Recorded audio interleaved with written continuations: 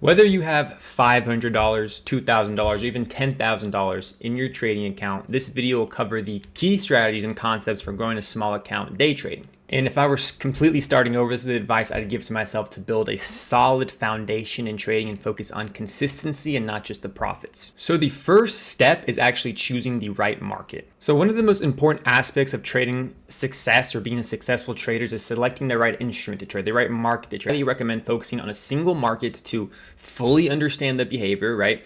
And by doing so, you recognize more patterns easily. You'll identify key setups easier, and you'll develop a deeper understanding of how price moves according to what you're trading, because everything has a different personality. Everything moves differently. Then the next thing that we're also going to talk about, right, is a super common question I get asked among mostly new traders, but how much money do I have to start with, or do I need to start with? Well, account size is very important. Like, what's even more important is having a very good, solid risk management plan, position sizing, setting realistic profit targets, and defining acceptable losses. And there's a couple more, but they're all very essential when you're developing a strategy that gives you a long-term edge. Remember, you want to stay alive and be successful for a long term. It's a long time endeavor. So we are going to be focused mostly on futures trading. You might be asking yourself, why trading futures, right? So for beginners, I highly recommend y'all stick with futures, right? They offer high leverage. They require less initial capital to start. They have built-in risk management tools like stop losses and margin requirements that are set by brokers. So while the leverage increases potential profit, obviously also increases potential risk. So making proper risk management is super essential when you're trading any kind of leverage instrument. So for example, let's go ahead and pull up. These are the two instruments that I actually trade, right? We have ES and NQ. We're going to talk about both of them, the minis and the micros. If I don't know what that is, don't worry, I'll get right into it. So one ES contract, right? So every dollar this moves, every dollar ES moves is $50 back per contract. So let's say you buy ES, right, at 5,000, sell it at 5,010, you made $500 with one contract. And the margin requirement to trade, you have the money you have to have in your account to trade one ES contract, just depends per broker. So for a futures broker, which what I recommend you guys do, is about $500 per contract. So if you have $500, you can trade one ES mini, which is too much in my opinion, to be honest. And then for NQ, every dollar NQ moves, which is the NASDAQ, you get $20 per contract. So you need around $1,000 of margin requirement to trade one NASDAQ contract. Now, if you smack, right, this is ES right here. If you smack an M in front of it, if you trade a micro contract, they have micros and minis when it comes to trading futures. Now, one ES contracts gives you $50 of leverage, I guess, per dollar that ES moves. We'll look at that soon. If you put an M in front of ES or NQ, right, you get MES, MNQ, which is the micros, not the minis. I know it sounds a little confusing, but every point, right, that ES moves, you'll actually get a tenth of the full contract. You get $5. So the micros is what I recommend you guys are going to start off with. Everybody start off with micros, especially on your own personal account, unless you have like 6 figures in there ready to trade. Now, this right here is a chart of the ES, right? And let's just go ahead and look at the day.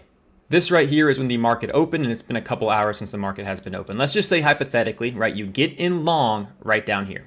This is at 57.80, right? And let's say you just take some profits at the top at 58.20. That is about 40 points of movement, right? And this happened in about 3 hours, right? So if you have one mini contract, which you need about $500 in your account to trade, you would have made about $2,000 off this one move with one contract, right?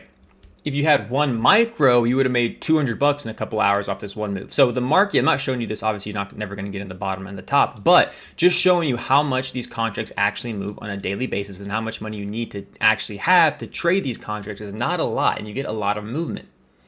And in the end is what actually allows you to make a lot of money. Like another quick example, right, of the micro S&P 500 contract, the MES, right, the micros. So some brokers need as little as $40 to trade them, right? One contract, $40, and you can trade it, right? Well, MNQ or micro NASDAQ is about $100, right? And compared to options or Forex, the amount of money you need for leverage is insanely small. Not only that, you get insane tax benefits for futures, right? It's an important factor, obviously, once you get further down the line, but you get 60% of your gains are taxed, right, as long-term capital gains, while 40% are taxed as short-term, which is significant advantages when you're trading intraday, especially when you start to build profits. You'll see this will make a huge difference. Let's break down this trade right here that we took, right, off of this level. So this trade here was off of supply, right? But what we noticed in supply that we were having a very, very strong bullish trend to the upside. So what I like to see is volume to die off when I'm looking for a reversal. So right here we see volume die off, and then we shift structure. We break the trend and make a new lower high right here. So my trade was right here to go short, right? Putting my invalidation at the top here to make sure this is a new lower high and targeting VWAP all the way down here. Now, if you entered off this consolidation, you would have had about 4 points of risk, right? And your take profit would have been about 12 points. So if you're trading, let's just say 2 micros, for example, you would be risking about $40 on this trade to make $160 in a couple of minutes. And the important part is how much you're risking, right? How small the risk can actually be. Now, how much you should trade depends, right? It depends on your financial situation. You never trade with money that you're uncomfortable with losing. It's a bad, never has ever went well for anybody. The goal is to start small, right? Prove to yourself that you can have consistent profits and consistent losses, right? Build confidence in your strategy, start slowly scaling up. And many traders just make the belief, just mistakenly, that having a large account would automatically lead to success. And in reality, the ability to grow a small account is a true test of a trader's skill, because if you can't grow a $500 account, you can never grow a $10 million account. It does not work that way. And the key is consistency, right? The key to consistency is just keeping your risk the same, keeping it uniform, right? So one of the biggest mistakes traders make is inconsistent risk, right? If one trade you risk $60, another trade you risk $100, it just disrupts the overall growth and it disrupts consistency.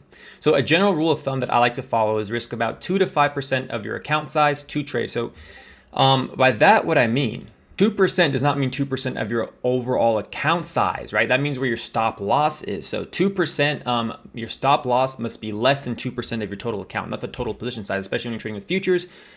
It's margin instead of size, so it's different. So for example, if my account size is $10,000 and I can only risk $200 per trade, you identified a long setup on the ES and an invalidation level at 49.90, right? So that means for one ES mini contract, I must be at 44.94 or lower. So I must have 4 points of risk on ES, right, at $200 or lower, right? Or I size down. If the risk on my play is 8 points, right, I jump down to 5 micros, right? So the risk has to be consistent. You cannot risk more than $200 if you have a 10K account every single time. So again, that's why adjusting your position size based on stop loss is very, very important, because your invalidation level will remain the same. Invalidation will not change. And this approach just ensures no matter what trade you're taking, your overall risk will remain constant every single time. And again, using a small account is more than just about making money. It's a learning phase, right? The goal is to understand market structure, risk management, and trading psychology without exposing yourself to crazy, unnecessary stress or risk. You know, by keeping your losses very small and focused on disciplined execution, you develop the skill that is necessary for long-term success. So when you're trading a small account, don't expect to make money. Just forget about making money, because it's a small account. If you're doing it correctly, you will not make large amounts of money fast. It's not how trading works. Your goal of a small account is to show yourself you can be consistent, show yourself your losses can be consistent, and show yourself that you can master trading psychology. Now, I'm going to talk to you about what I trade, right? The power of supply and demand, the power of order flow, and the power of my system. So every trader needs a system. So I primarily will trade the S&P 500 and NASDAQ because they're highly liquid, and I love trading the New York Open, and makes them incredibly ideal for supply and demand and a lot of order flow as well. So combining supply and demand, imbalances, order flow, volume by price, all these crazy things allow myself and a lot of traders to spot high probability setups throughout the day. So watching buying and selling volume at key levels is an edge that no indicator can offer. So right here, price was in a very, very major supply level. And on the 5-minute, we saw volume die off and finally shift structure. Not only that, we see a massive sell imbalance and massive selling prints come into the market. We see buyers die off, looking at the delta from 166 to 22, huge sellers step up, and a massive sell imbalance get formed. All you have to do here is wait for a new invalidation level, either consolidation or a new lower high to form, and you take your position, your stop is above that, and you look for a view up with the next swing high or swing low to take profits. So for this trade, I risked about $3,000 to make 10. Now, after every trade, you have to review your performance, identify patterns in both winning and losing trades, refine your approach every single week, and look at what you're doing wrong. And this process of self-review is what transforms traders, especially beginners traders, into profitable traders. It's the data, is the tracking, is the analytics, is analyzing what you're doing wrong and improving every single day. So the key to growing a small account is not just about making big wins. It's about consistency, it's about discipline, and very, very strong and proper risk management. So by focusing on futures, using a structured approach like one I just showed you, and if you want a free course on my whole strategy, literally everything you need to know, I'll put it down below in the description.